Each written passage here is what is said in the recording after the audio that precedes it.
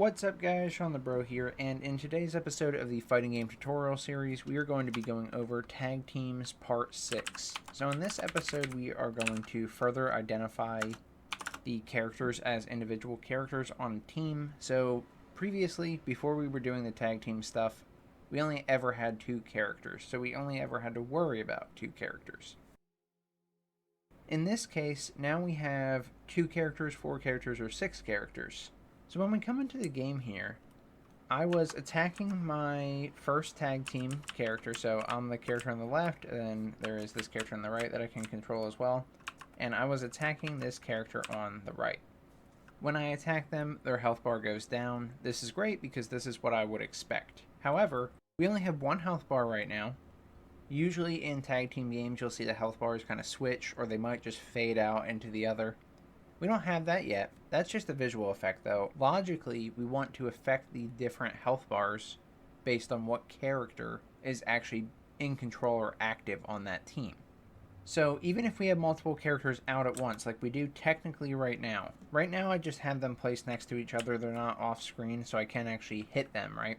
But if you call in a character, tag character, for an assist or during a swap, you can potentially hit multiple characters at the same time. Those damages should be reflected on the proper character. So that's what we're covering today.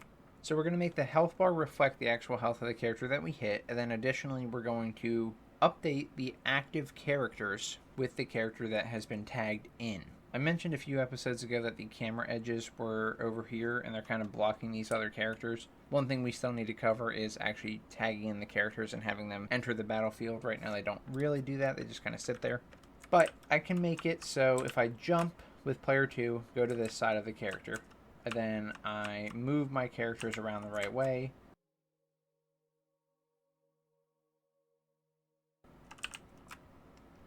There we go. See, player 2 is this character that I'm moving right now. Player 1 is this character that I'm moving right now. At this point, I'm going to damage this other pawn that's in the middle here, the one that's in the middle of the crouching characters here. And they take damage, they exit their damage animation, but the health bar didn't go down. Good, because they are not the active character.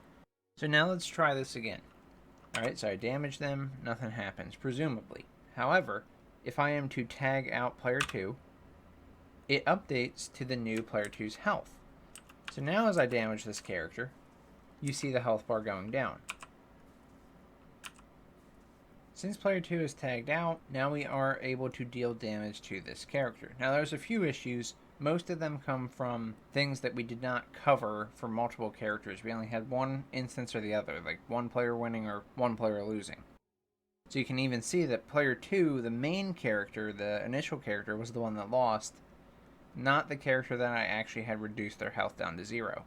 So we're going to be making that work today, as well as fixing a lot of stuff live to make our lives easier with tag teams, as well as help our code base make more sense when we're dealing with tag teams, because we have to account for a lot more things now that we have more than just 2 characters. With that out of the way, we can go ahead and get started. However, before we do, if you're interested in checking out the entire fighting game tutorial series, all 245 episodes prior to this, feel free to check out this playlist in the top right corner right here. You can see how we've done everything from our hitboxes, our AI, our networking, all that fun stuff. Alternatively, if you only care about tag team matches, that's perfectly fine, but I do recommend you watch the previous tag team matches. This is part 6, so there's 5 others. I'll link you to the first one right here in the top right corner. So to get started in this episode, let's go to the code. Specifically, I want to go to my baseplayercontroller.cpp. In here I want to scroll down to our call tagout function. This is where we press the tagout button to actually switch characters. So in here we're doing all of our things like unpossessing the current character, possessing the next character, then updating the possessed pawn. There's one other thing I want to do in here, which is to now update the game mode variables. In our series, we have the fighter template game mode, which has a player 1 and a player 2 variable. These variables are responsible for a lot of our game's logic because we're using player 1, say maybe their location, their remaining health, or whatever, and comparing it against player 2. Recently, with the tag team episodes, we added team 1 characters and team 2 characters, but I still left this player 1 and player 2 variable in the game mode. Now this is pretty wide-reaching. Both these variables are used in a lot of places, And to be honest, I don't really think we should get rid of them. We still need to know what the active character is. So the active character could either be an index in the Team 1 characters array and Team 2 characters array, or we could have a pointer to the active character. So these variables are fine as long as we're assuming they are the active characters. And we're going to rename this to make this easier, but we'll do that after I show you the first updates that we're going to make in this episode. So player 1 and player 2, when we update our possessed pawn in the player controller, we need to also update these variables. So in the first set of logic here, where we are updating the possessed pawn to the current Team 1 characters, we want to get the game mode, get the player 1 variable, and set it equal to the possessed pawn. Set the active character on Team 1. Now we want to go down to the player 2 logic, and we're going to do the same thing. After the possessed pawn is set to the game mode Team 2 characters result here, we want to use game mode player 2 and set that equal to possessed pawn, which is setting the active character on Team 2. Now at this point you will actually see quite a few changes. Changing those variables to represent the possessed pawn is going to make the changes like the HUD and the health bar that you saw earlier. It will track damage values and who's won and who's lost more accurately. But we're not done yet. So one thing I want to do right now, which is going to be the majority of this episode, is rename these variables. So fighter template game mode.h, and we go to our player 1 and player 2 variables. These are going to be Team 1, say active Team 1 character. And for player 2, we'll say active Team 2 character. Alright, I commented all those just to keep things nice. That change is going to bring on a lot of errors that we're going to have to solve. So let's go ahead and try and build the solution, and we'll fix up any errors that come up. So if we go to the error list now, I'm just going to go through these one at a time and update them. So if it says game mode player 2, we're going to update it to active Team 2 character. This one's in determine input device details. Next one, player 1. This is what we just updated. This is in the base player controller call tag out. So this is active Team 1 character equaling possessed pawn. Additionally, player 2, active Team 2 character.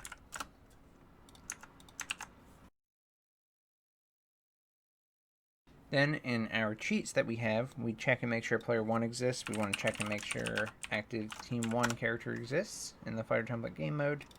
And we also want to use them to set the health. And same with player 2 here, active Team 2 character, and we want to use them to set their health. Then we have full heal player, which is an individual player, not full heal all. We want to do the same thing here. So player 1 is active Team 1 character. We want to use them to set the health. Player 2 is going to be active Team 2 character, and set the health on them. Then we have cheat full super all, so to fill their super meters, and we want to use active Team 1 character, set the super meter on active Team 1 character. Player 2 is going to be the same. Yes, you could do a find and replace on this. I'm just going through so that I can be sure I'm manually making the proper changes, as there are a lot of places these variables have touched. So here's cheat full super player.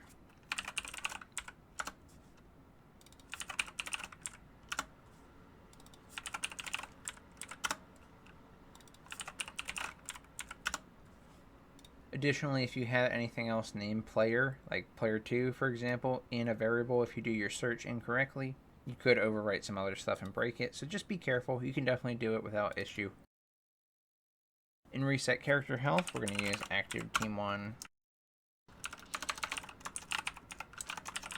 character and active Team 2 character. Then we're going to set the health on both of them using their max health.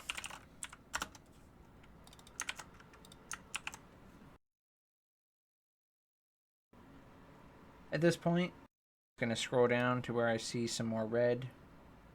You could build and find your other errors. However you want to find them is perfectly fine. But we're getting the character class here to determine our stats that we want to update. So that's active Team 1 character. And during timeout, we check to see who has more health. So we have player 1 get health. This is active Team 1 character. And player 2 get health, active Team 2 character.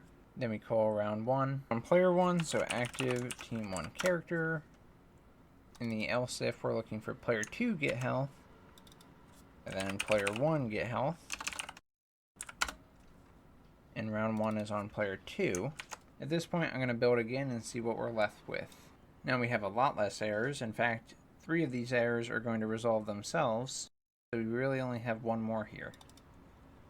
So in Fire Template Character, Setup Player Input Component, we were seeing if this was player 1, but instead we want to see if this is active Team 1 character. At this point we can launch. We're going to have a lot more in blueprints as well. Perfect, the editor is back open. Now if we try and launch this, we are going to get some errors for sure. Let's open all of them, and we will address them. Alright, so I'm just going to start with what I see first here. So Hitbox Actor BP. So we come in here, let's hit compile and see what it doesn't like. This is in the determine player function. So we're figuring out what player spawned this hitbox. What's the owner of this hitbox? Now in this case, I don't believe we actually use this function anymore. It could still be useful, so if you want to make it work, you can change out player 1 for active team 1 character. Plug it into that equals and it will work. But I'm going to clean this up and just not use it because this is an older function we had and we have a new way of handling that. So if I compile and save this, it should work fine, and it does. Next one is the base function library. Let's compile it and see what we get. So we have a player 1 and a player 2 being used to determine the player on the left. This is another example of a function that we don't use anymore. So if I go find references and look at the binoculars, this will find in all blueprints, but you're going to see that the only result is right here in the function. So I don't need to actually keep this. Again, you could drag off of this and use active team 1 character, and then active team 2 character, but that's not required. So I'm just going to go ahead and delete all of this, including the function, determine player on left, compile and save, and now base function library is cleaned up. Default game mode BP. Now this one has a lot more, which is to be expected. We use those variables all over the place. This is likely the biggest one that we will have to change. So let's start going through it. So this is when we're setting other player on the characters, and we were passing in player 2 or player 1. At this point we just want to change them out. So if it's player 1, you know what to do by now. Active team 1 character. We get that, we pass that into set other player. Now this name is a little bit longer, so there might be some adjustments in the physical space.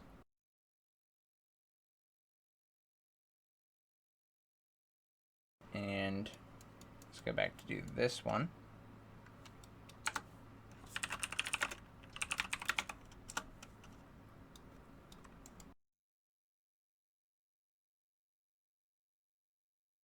Another one I saw was right here, where we were setting the character skins after spawning them. And so we're using player 1 here, of course.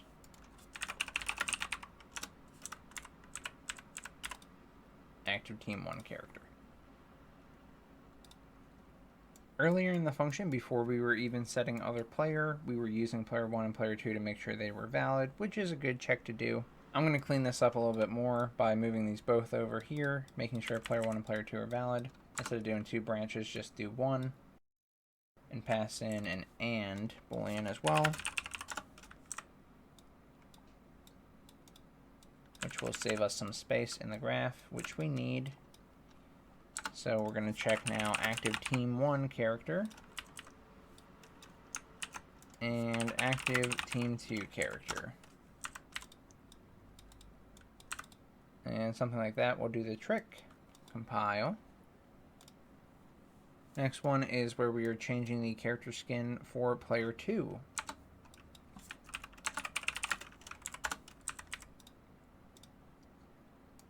Now we have round start here where we were resetting some variables for player 1 and player 2. We can go ahead and change them out as well. Active team 1 character and active team 2 character. And something like that will do the trick. Same with round end.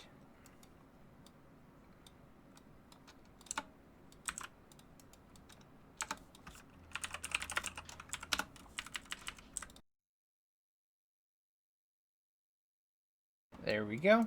Round end now looks good. Alright, let's see what else is left. So now we have the setup when we are resetting the match data without level streaming. We're just resetting all the default values. So of course, as usual, we're using player 1 here. I'm going to reset that to be active team 1 character. And same with player 2, active team 2 character.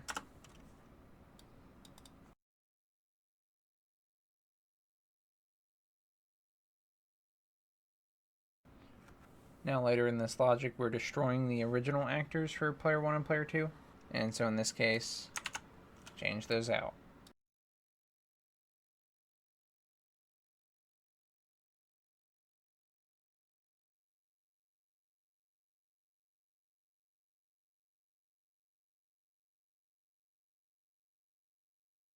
Alright, done with that. Compile. We are nearing the end here. So now we're setting our HUD references for player 1 and player 2.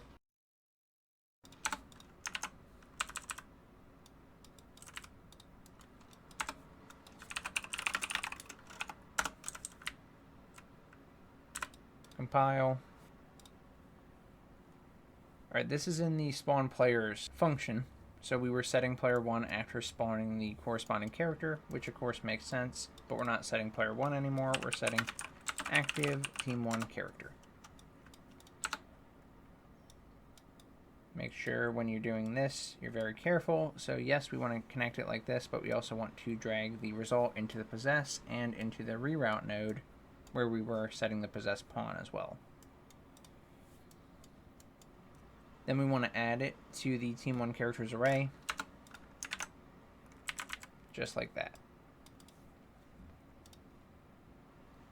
We're going to need to do this for team 2 as well. So if we go down here where we're setting player 2, we want to set active team 2 character and pass that into the reroute node, hook it up.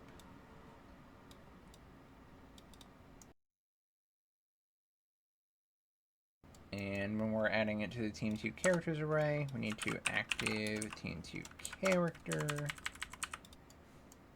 It should be good in this function.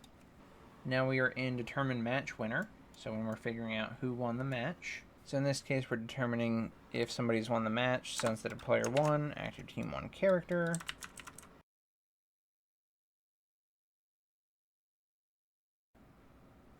And same with win match. Note that a lot of this is subject to change anyway as we continue to upgrade. I want to move a lot of this out of Blueprint, but I still want to compile after today's changes without making any logical changes. That way we don't actually break any of the logic that we already have. You can always continue to clean it up, but we want to make sure that what we're working with is still valid at the current time until we're ready to do that cleanup.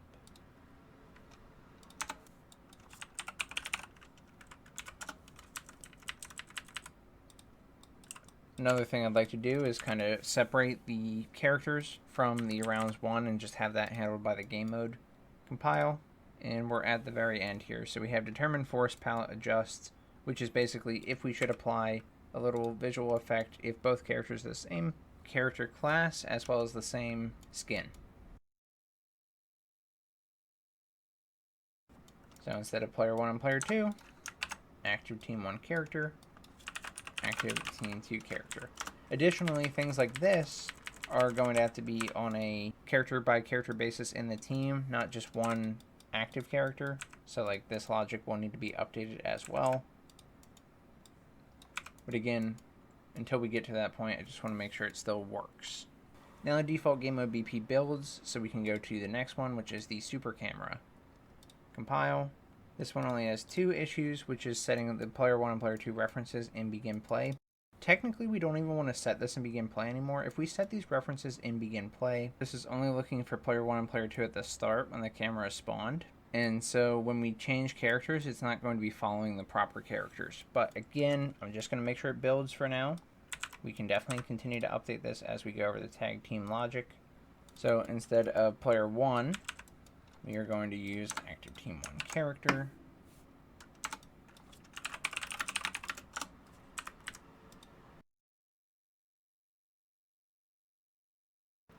and active team 2 character.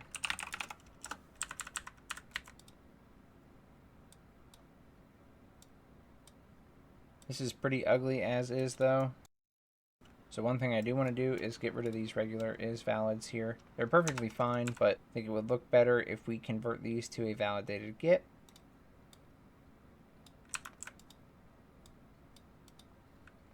And then just move this over so it's closer. And then if that's valid, yes, we do want to grab the team 2 character, but instead of checking is valid here, I'm going to convert it to a validated get here.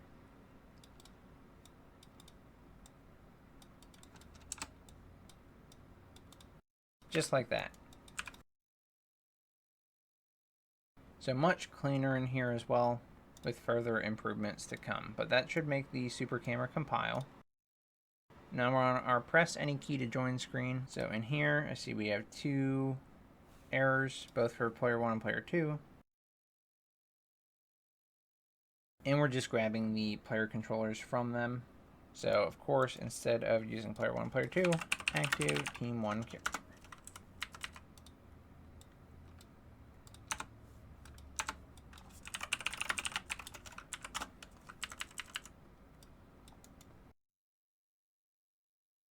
There we go. And now press any key to join should compile.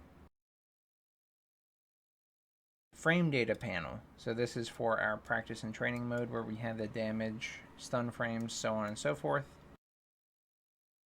In here we have a function determine frame advantage, which compares both the players 1 and 2. So of course we need to update this behavior.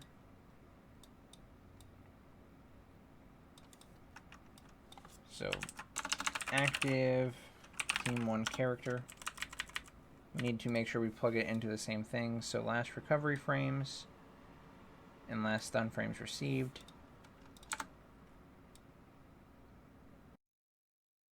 Then for player 2, active team 2 character. Last stun frames received and last recovery frames. And there we go. Compile. Next set is in get damage text. We're getting it for both player 1 and player 2. Active team 1 character. Drag it into last damage received. Active team 2 character. Last damage received.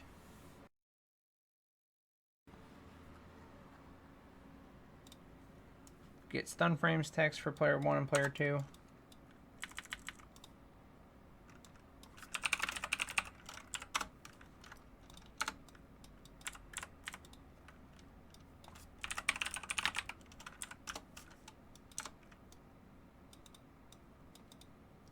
There we go.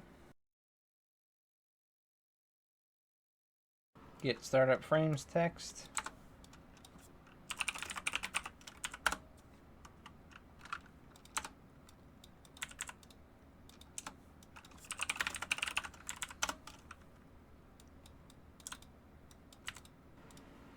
Get active frames text.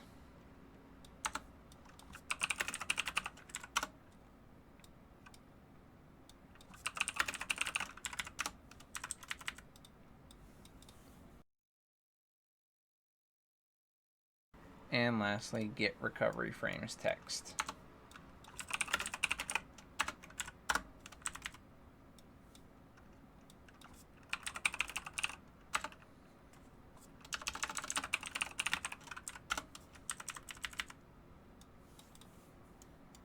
Done. Now frame data panel should compile. Base character BP. Now this is another big blueprint, but we only have 2 very simple updates required for this, and this is in begin play, where we are initially setting the player 2 reference for our keyboard mode. This is another thing that is going to be removed before we're done with the series, or rather converted to a nicer method in the code. However, for the time being, get active team 2 character. And again, for space reasons, we can actually convert this is valid to a validated get. So if we are to right click, convert to validated get, and we drag into it, we can remove the is valid here. And if it's valid, we're going to set player 2 reference to this value. So we don't really need these reroute nodes that are in the way here. If it's not valid, we want to skip this part and just still spawn the herd boxes. Okay, and then the other one is an event tick. This is just a safeguard to make sure that we can grab player 2 if there are timing issues. So in this case, I was checking to see if player 2 was equal to self, and if they were, doing some logic. But now we want to check to see if active team2 character convert to validated get is valid, and if so, check against self. So remove this and clean it up a bit because it's quite horrendous at the moment.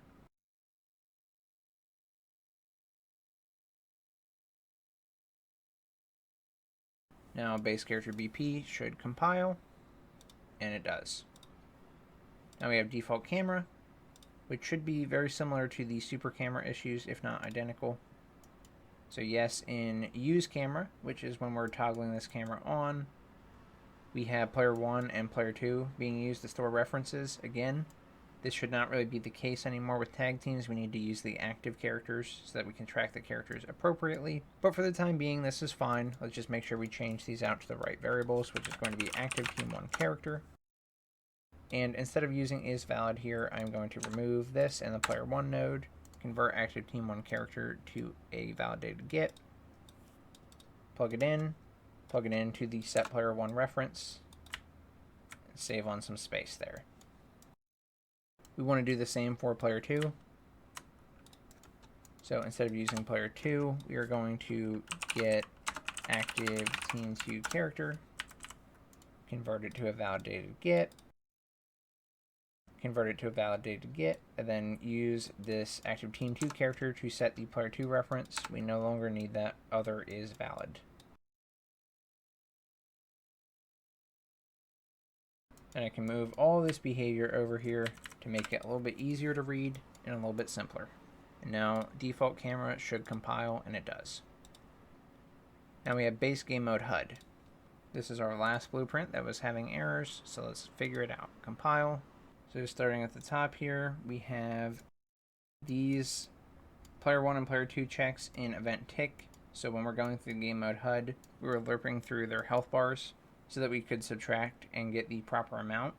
But it's not player 1 and player 2 anymore. It is going to be active team1 character, and we want to convert that to a validated get.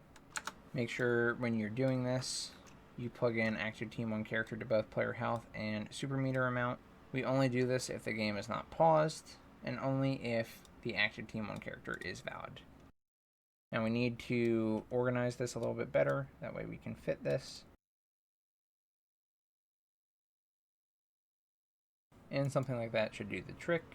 And actually, this is the wrong one. I need to drag is valid into this set here.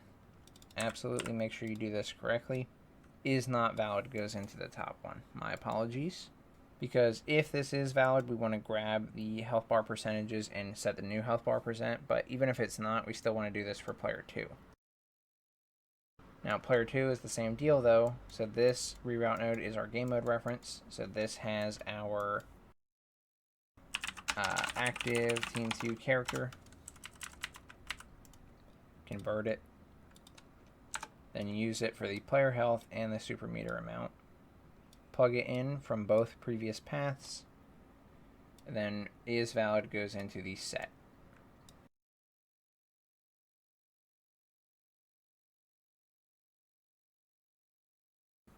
And there we go. We're good for this part. Next one. So this is an update round icon. So the little icons for when a character or player wins a round, we were determining how many rounds each player won and updating them. This is all well and good, but we're going to want to do this with our new variables now. So active team1 character, convert. Drag it into the rounds 1, and only if it's valid do we update the round circles.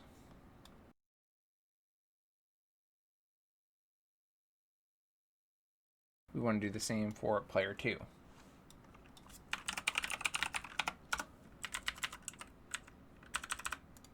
convert.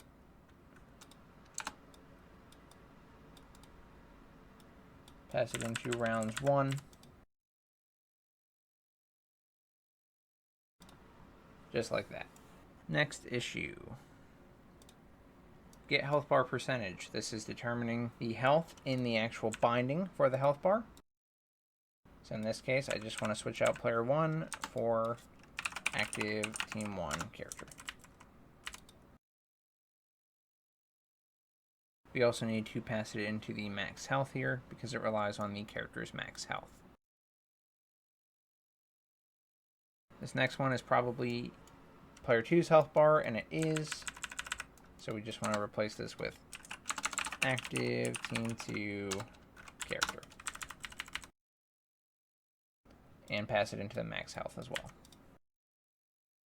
Now we're in our super meter percent. You can imagine this is pretty much the same thing. Pass it into the max super meter.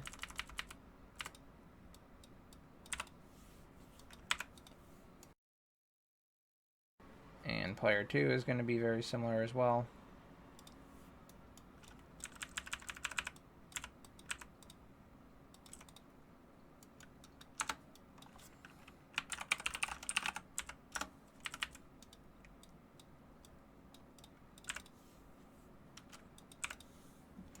There we go.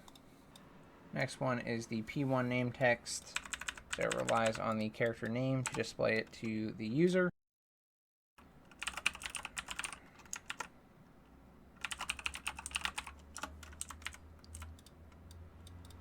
We're going to have one for player 2 as well.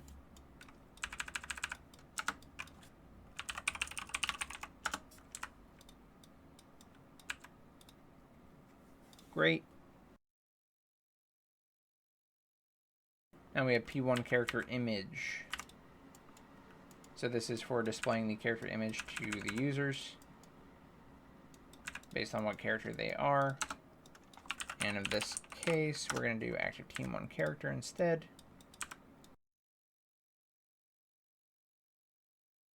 Then we're going to go to player 2 for this.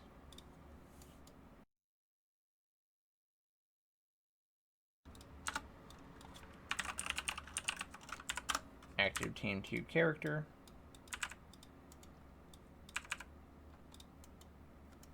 Good to go. Now we have health bar fill color and opacity. If you're changing the color of the health like I am, as we get closer and reaching the bottom of the health bar, we are changing the color that the health bar is displaying as. In this case, we're using player 1 to determine the amount of health they have to pick that color. And we want to do the same thing here. Active team 1 character. Convert to validated get. Plug it in. This needs to go into both the player health and the max health. And then if it's valid, we want a return node. We're going to do this for player 2 as well. Active team 2 character. Convert.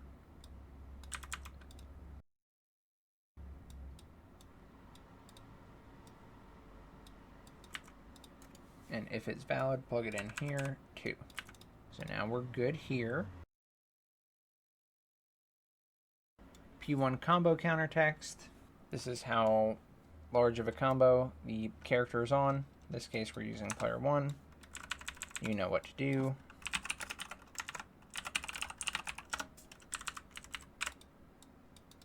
Great. We want to do that for player 2 as well.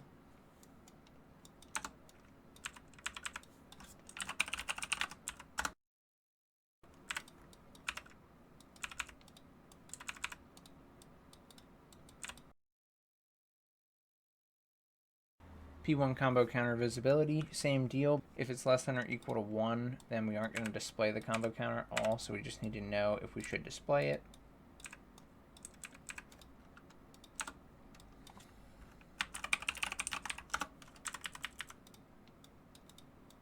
Same for player 2.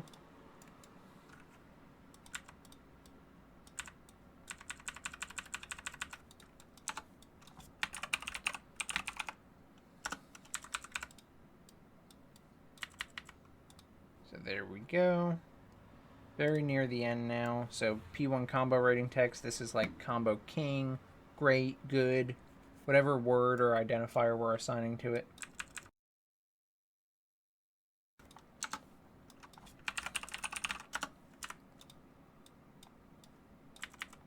Now player 2.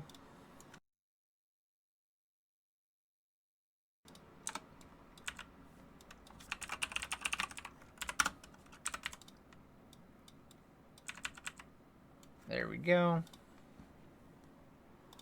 And lastly, we have combo rating text visibility, which is, again, the identifier of the words we're assigning to it, but this time it's if it's visible or not. We want to use